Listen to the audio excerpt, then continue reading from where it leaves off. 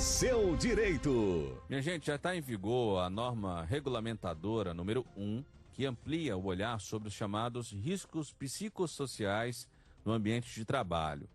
Essa mudança reforça a necessidade das empresas identificarem e também prevenirem situações que possam impactar a saúde física, emocional e mental dos trabalhadores. Sobre esse assunto, a gente conversa a partir de agora com o advogado especialista em direito do trabalho, Franco Almada. Doutor Franco, boa tarde. Seja bem-vindo, tudo bem?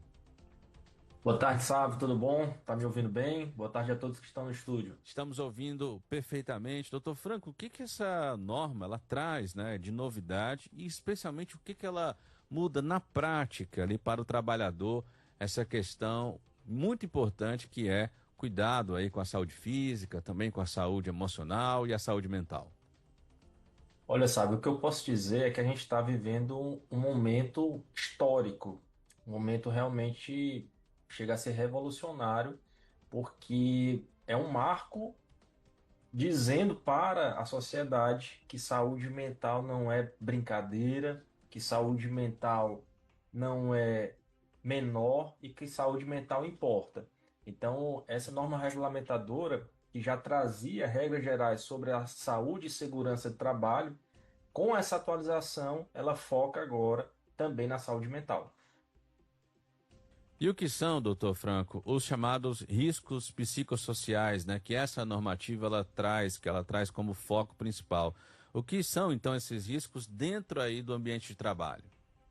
Esses riscos são exatamente situações que podem ocorrer dentro do dia a dia do trabalhador e que podem afetar a saúde emocional e mental dele. Por exemplo, questão de metas abusivas, humilhações, cobranças excessivas, jornadas exaustivas, clima de medo, assédio moral, falta de pausas para o trabalhador descansar, pressão constante no ambiente de trabalho.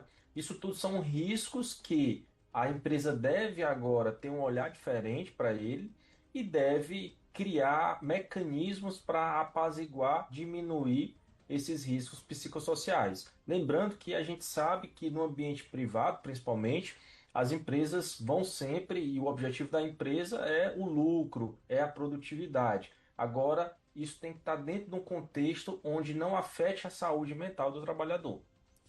Nas situações em que o trabalhador, doutor Franco, acaba sendo submetido, né? Por exemplo, pressão, né? Você falou aí que é um ponto importante, a cobrança por resultados, na entrega de metas, a pressão ali do ambiente de trabalho.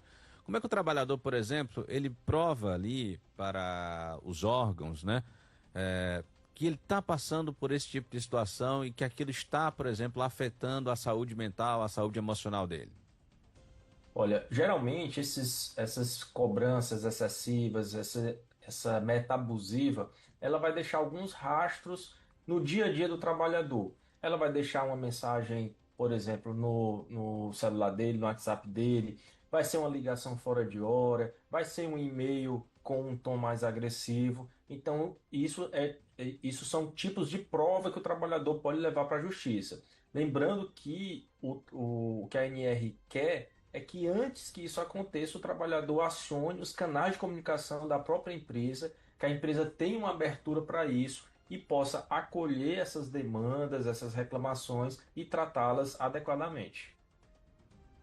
Doutor Franco, então outro ponto que acaba sendo também gera muita dúvida por parte das pessoas é justamente como é que o trabalhador deve agir mediante uma situação como essa, né? A quem ele deve apelar, deve primeiramente comunicar dentro da empresa que está passando por esse tipo de situação e aí eventualmente se a empresa não toma algum tipo de atitude, qual o caminho ele deve seguir? Depende da gravidade do que a gente está tratando, né? A partir da gravidade, o que é recomendado é que o trabalhador busque até o apoio médico, apoio psicológico, registre essas situações, comunique à empresa pelos canais internos, pelo RH, pelo chefe imediato dele. Então, a depender da gravidade do ato, se é uma pessoa, às vezes isso pode acontecer vindo de um gerente, às vezes isso pode acontecer vindo de outro trabalhador na mesma categoria dele, né? Então, o que a gente recomenda é comunica primeiro a empresa. Se é uma empresa que já tem uma estruturação melhor, ela vai ter um canal de RH, vai ter um canal de ouvidoria. Se é uma empresa que tem que é menor, digamos assim, de estrutura, então você vai conversar ali com o seu chefe imediato. Não resolveu, aí o que eu aconselho sempre é procurar um advogado da confiança e especializado em direito de trabalho. Tem um ouvinte nosso aqui, doutor Franco, que mandou uma mensagem para a gente. Ele não quer se identificar, mas ele está relatando aqui uma situação. Ele disse que teve um problema com o chefe dele, que recebia muita cobrança, né, em relação às atividades dele, acionou o RH da empresa porque não queria, né, continuar sendo cobrado, segundo aqui o nosso ouvinte. E aí o RH acabou fazendo com que a reclamação que ele estava fazendo junto ao setor chegasse ao chefe. E aí, em vez de melhorar a situação, acabou foi piorando esse relacionamento, a ponto dele dizer que largou o emprego por conta disso, né? Pediu demissão. Ele disse, o que pode ser feito nesse tipo de situação? Ele pergunta. Essa situação concreta dele, ela já vai implicar numa demanda judicial, né? Então, o que eu aconselho é fortemente que ele procure um advogado especializado no assunto, um advogado que ele conheça e exponha essa situação e ele veja como atuar nesse caso específico. Pode ser até que a solução seja reintegração ao emprego ou a indenização por conta disso. Mas pegando esse caso como exemplo, o que acontece muito, ou o que acontecia muito, que é que a gente espera que não aconteça mais, era exatamente o trabalhador procurar fazer uma reclamação e ele ser demitido. Então, muitas vezes, o dono da empresa preferia ficar com aquele gerente, que no exemplo que eu estou dando, né, que assediava, porque aquele gerente batia a meta, cumpria a produtividade e ele acabava demitindo quem estava abaixo desse gerente, por exemplo, no exemplo que eu estou colocando. Uhum. Então, o que a gente espera é que a partir dessa mudança da NR1, a partir de um novo conceito sobre saúde mental, a partir de um novo conceito sobre o que são metas saudáveis, produtividade saudável, que também as empresas se adequem nesse sentido e não tomem mais esse tipo de atitude. E aí, diante até dessa situação também, doutor Franco, você imagina que essa atualização ela pode criar aí novos direitos para os trabalhadores ou ela reforça mesmo as obrigações que as empresas devem ter em relação ao cuidado com a saúde mental, saúde física, emocional dos trabalhadores? É muito importante essa sua pergunta, porque a intenção não é criar uma guerra entre trabalhador e empresa. Pelo contrário, tá? A intenção é exatamente trazer mais segurança e mais responsabilidade para a própria empresa. Então a empresa agora também, do lado, se bem assessorada e se utilizando bem a NR1, as atualizações da NR1, ela vai ter como registrar as atitudes corretas que faz e, se demandada, ter a segurança de que está fazendo o correto no dia a dia. Então, longe de ser uma legislação com o intuito de criar direitos para serem reclamados na justiça, é uma normativa exatamente para prevenir demandas judiciais. Então, a prevenção aqui é a palavra-chave dessa atualização. Prevenir o trabalhador nem chegar a ter esse adoecimento e todo mundo ter sua vida saudável. Essa é a pretensão, tá? Doutor Franco, uma última pergunta aqui, porque temos dois ouvintes que estão mandando mensagens aqui relatando casos de rotina exaustivas, né? Dois mandaram mensagens aqui, também não querendo se identificar, mas dizendo que estão trabalhando atualmente e no emprego onde eles estão trabalhando, não estão tendo sequer a oportunidade de conseguir tirar o intervalo. Nesse caso aqui, qual seria a orientação em relação a essa situação? É procurar mesmo já a Justiça do Trabalho ou um Olha, advogado?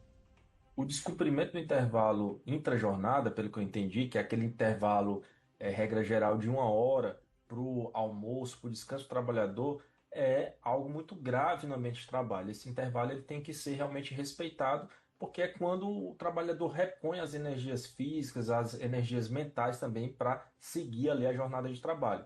Então, esse descumprimento ele vai gerar hora extra, ele vai gerar intervalo suprimido e ele pode gerar rescisão indireta do contrato de trabalho. O que é isso? Quando a empresa faz algo errado, descumpre a lei, o trabalhador pode, entre aspas, dar uma justa causa na empresa sair da empresa e requerer na justiça todas as verbas trabalhistas dele, como se tivesse sido demitido. Então, para isso, ele, mais uma vez, vai ter que procurar um advogado da confiança dele para se orientar, apesar da Justiça do Trabalho ser uma justiça onde, em tese, o trabalhador não precisa de advogado para acessar ela, mas a gente sempre diz que o mais recomendado é ele ter esse advogado especializado no assunto.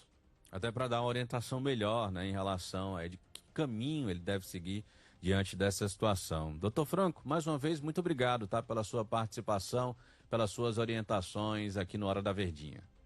Sabe, eu que agradeço, fico feliz com a pauta e digo mais uma vez que você tem a noção que você está fazendo parte do momento histórico na Justiça do Trabalho, nas relações trabalhistas e contribuindo muito bem para isso. Grande abraço. Grande abraço, até uma próxima oportunidade. Conversamos aqui com um advogado especialista em direito do trabalho, o doutor Franco Almada.